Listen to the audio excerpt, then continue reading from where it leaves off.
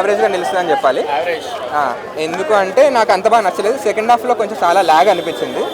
Story కూడా అంత connectivity miss అవుతుంది. కొంచెం ఎడిటింగ్ కానీ అది ప్యాటర్న్ కానీ కొంచెం చాలా అబ్రప్ట్గా ఉంటుంది. ఫస్ట్ హాఫ్ వరకు చాలా బాగా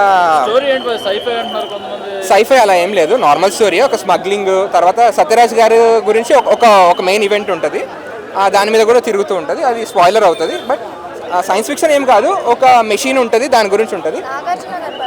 నాగార్జున గారు స్మగ్లర్గా, అదే ఒక సిండికేట్, క్రైమ్ సిండికేట్ విలన్, ఆయన లీడర్గా ఉంటారు. వాళ్ళని ఎలా ఎదుర్కొంటున్నారు, ఇలా రజనీకాంత్ వాళ్ళ ఏంటి వాళ్ళ లింక్ అనేది స్టోరీ. కానీ పెట్టారు కదా, జైలర్ రేంజ్ ఎలివేషన్ అక్కడక్కడ ఉంటాయి, కానీ జైలర్ కంటే కొంచెం తక్కువే అని చెప్పాలి. స్టోరీ వైజ్ విక్రమ్ లా ఉంటుందా?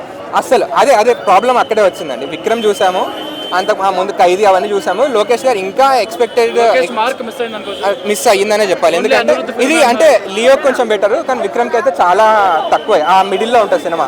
ఎందుకంటే ఈ క్రైమ్ సిండికేట్ ఇవన్నీ ఈ మధ్య అవే సినిమాలు వస్తున్నాయి. స్మగ్లింగ్ గురించి ఓకే, అది పెట్టవచ్చు. ఫస్ట్ హాఫ్లో ఎస్టాబ్లిష్ చేస్తారు, కానీ సెకండ్ హాఫ్కి వచ్చేసరికి ఇటు ఒక ఈయన రజనీకాంత్ గారి బ్యాక్ స్టోరీ అని ఒకటి, వీళ్ళు నాగార్జున గారి స్మగ్లింగ్ ఒకటి, శోభిన్ గారి క్యారెక్టర్ ఓవర్ప్లే అవుతుంది చాలా. అంటే నాగార్జున గారిని మర్చిపోతాం మనం సెకండ్ హాఫ్కి వచ్చేసరికి. ఆయన ఉంటారు, బట్ అంత ఈవిల్గా అనిపించారు. ఫస్ట్ హాఫ్లో ఉన్నంత విలనిజము సెకండ్ హాఫ్లో మనము అనిపించాం. హీరో కామ్ అయిపోతారు, మళ్ళీ లాస్ట్కి వస్తారు. మళ్ళీ ఐ మీన్ ఈ అమీర్